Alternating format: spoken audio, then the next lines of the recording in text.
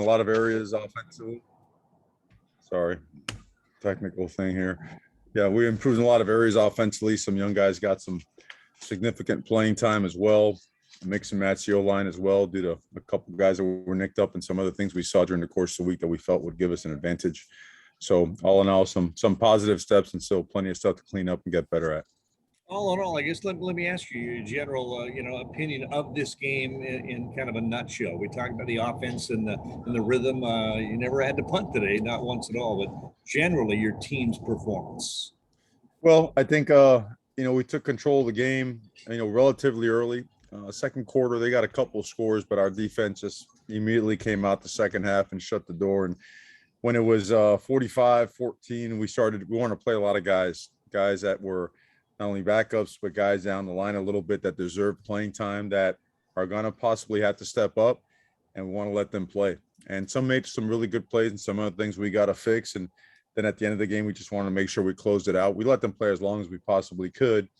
And then just finish off the game, put some of our guys back in and make sure that we put the game out of reach completely. So all in all, a lot of positive stuff, a lot of stuff to build on. 24 hours on it, and looking forward to getting back to work and work on our 1-0 process again. Well, you look at your last 2 or 3 football games for Anthony Brown. He's gotten a little better, and he's really seeming to get into a rhythm. 307 passing yards, a career high for him. He had a pretty spectacular day today. Had a really good day. It was really efficient. O-line protected him really well. Was accurate. Receivers made some plays as well, ran the ball well also, made some really good decisions in the run game, RPO game. Really good football game for him and for the offense. And lots of areas we keep getting better at, so it's pretty exciting for us right now. We look at the recruiting and some of the kids, the young men you bring in, and the impacts they're able to make right away. I thought Devin Williams today made some spectacular plays. And how about Byron Cardwell? He's got a little burst to him, doesn't he? Byron played really well. Seven played really well. Saw Troy went up there and caught himself a touchdown. Devin, certainly every single week shows more, and there's more in the tank there. We got to keep pushing and challenging him because there's a lot in there, and he's going to keep bringing it. I know he is. And again, just a lot of guys making plays. Micah made a lot of really good plays as well. Really effective in the punt return game as well. Again, just really proud of a lot of guys in the way that they played, and looking forward to getting on that tape, finding areas where we could keep improving. But they were excited. They were excited to get out here and play at noon in front of our fans, and they went out there and certainly did a lot of things well. You had some guys get banged up today. I know you don't know a lot about them, but anything you can say about some of the injuries you had today? Yeah, I think Steve, soft tissue injury. Averone's fine. Happel did not play today, but we expect him back next week. Forsyth, we held him out. He's closer. You guys have heard me say that every week, but we're still not quite there. Damon, I think Damon's fine. Damon, it looked like a stinger or something of that nature. Really threw his body around in there, and it, I think he's good. But I think that sums it up. Unless you guys got another one on there. Well, that's all I got for you. I know all those folks here have questions for you. I'd like to dig a little deeper into it, so I'll let them take over. And thanks for your time here on the radio. Yes, sir. Thank you. Go Ducks. Go Ducks. Thank you. All right, Coach, we'll move on to some questions from the media. Let's start with Ashley Conklin from the Register Guard.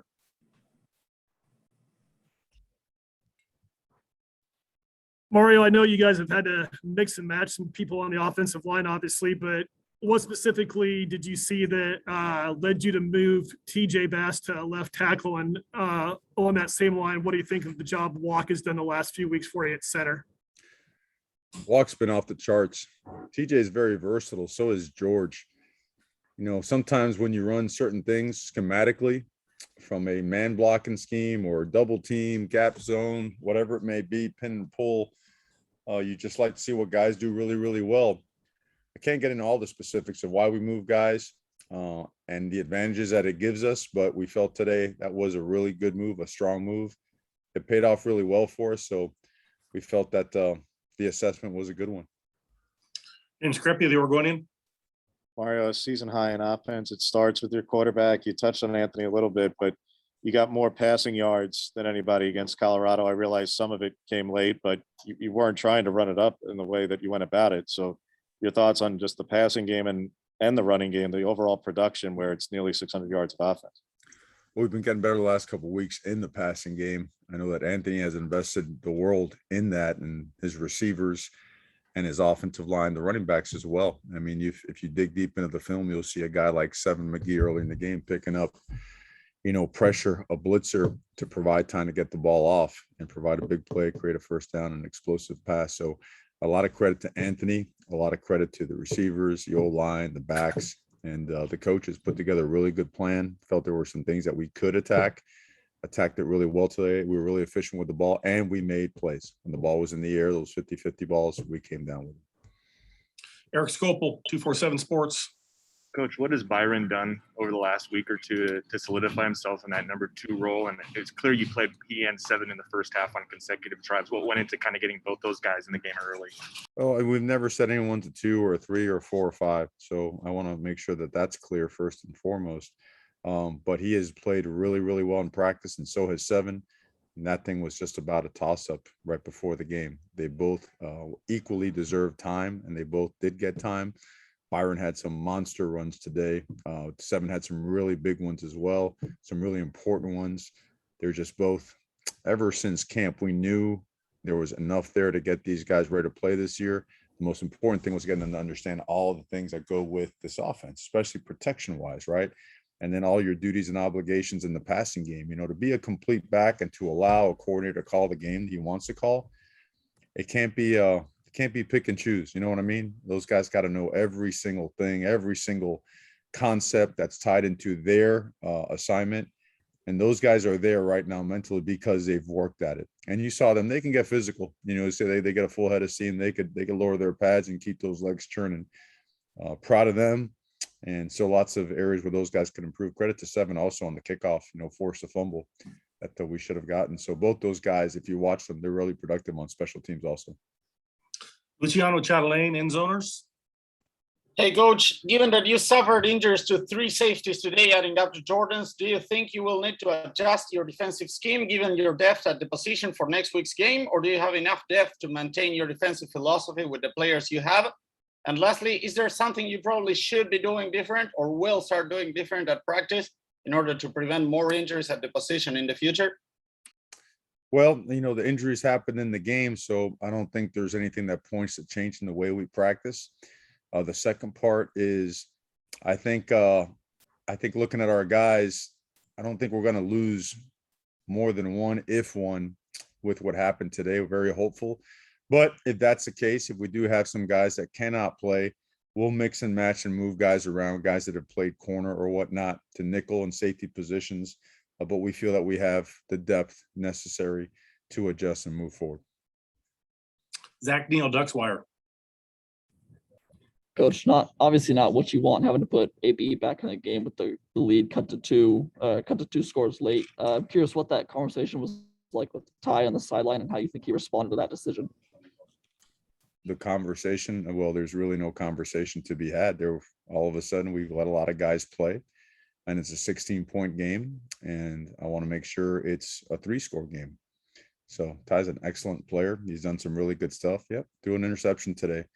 We don't get down on our players when they don't perform to their capabilities. We just find a way to coach them better and come back. Ty's tough.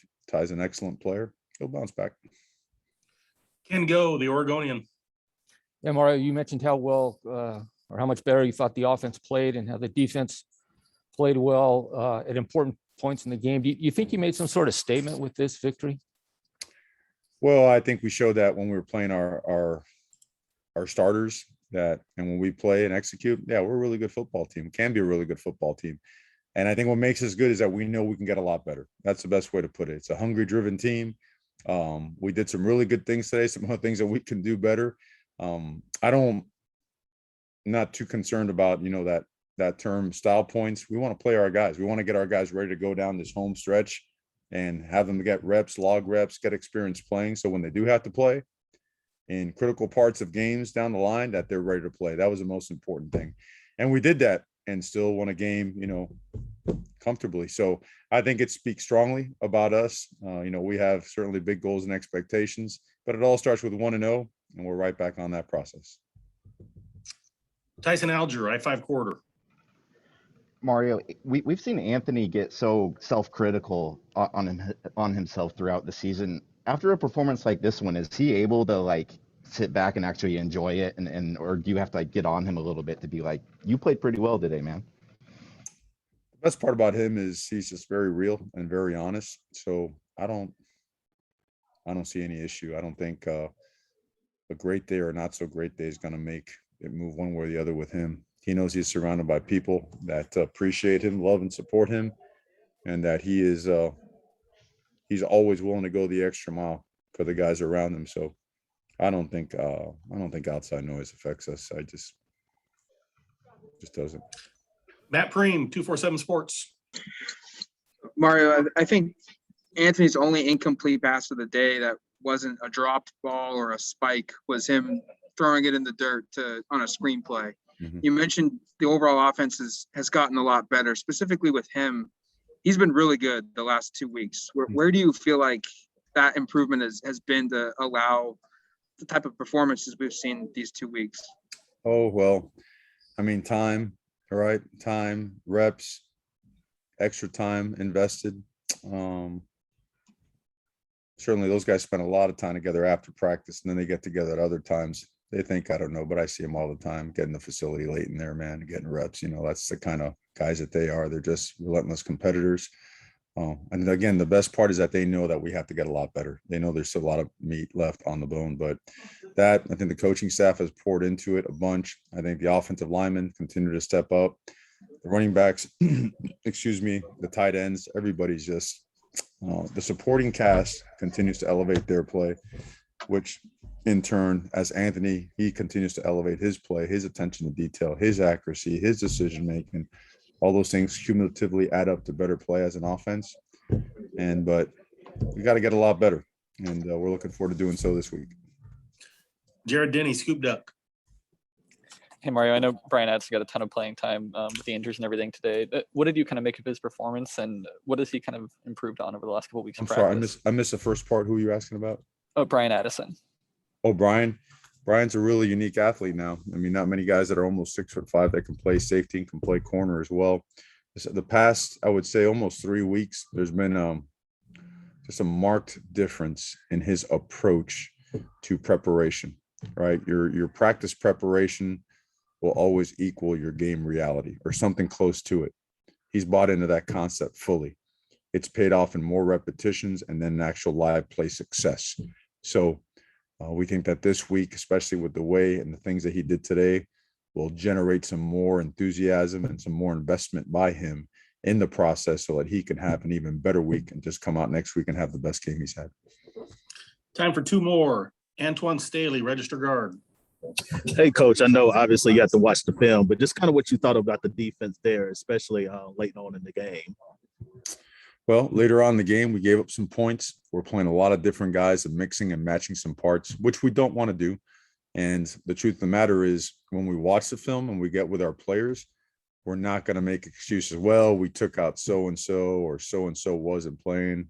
Baloney. We're not going to make excuses. We're going to grade and coach every single person on the team, whether he's the first guy in or whether he's the fifth guy in. And our guys will take pride in that. They will, to play here, you've got to be able to handle the right type of constructive criticism, because when you're not playing to a certain level, it comes with a challenge, and the challenge is constructive. A challenge comes with a teachable moment. That's the way we coach. That's the way we approach this. Okay, we're teachers, progression teachers. So that's how we want to approach this. So I'm really looking forward to jumping on that film, because I did see a lot of guys that were just inches away from making a big play, but all of a sudden, boom, they bust contain. It's 25-yard gain, or potential sack on a cross blitz. Boom, we miss because we lose our balance and body control, because we just get our appetite goes through the roof and we're about to get a sack and we fail to realize we got to come to balance and keep our eyes on those hips. So all those things are great teachable moments that we will jump all over tomorrow, and look forward to getting, our guys just back to work and getting focused on our next opportunity. Last question, James. Mario, I wanted your thoughts on one play in particular, because I think it really typified so much of what you're talking about. On the touchdown pass to Troy Franklin, it's 3rd and 10. You leave Seven McGee in there to pass block.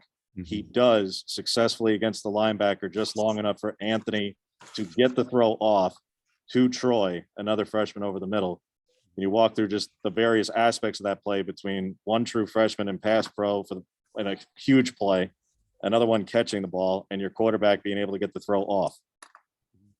Yeah, tremendous recognition by him. First, the line making the right call. The quarterback knowing that he's protected. 7 for identifying the blitzer. What we'll be all over him about is, hey, you got to meet that guy at the line of scrimmage. You know, any cushion that you give up could end up in the quarterback's lap. I think he ended up grabbing Anthony's leg as he launched the ball. So everyone knew their assignment. Everyone tried to do it at the highest level. That's a perfect example of, all right, 7, now next time this is going to happen an extra 1.5 yards, 2 yards close to the line of scrimmage.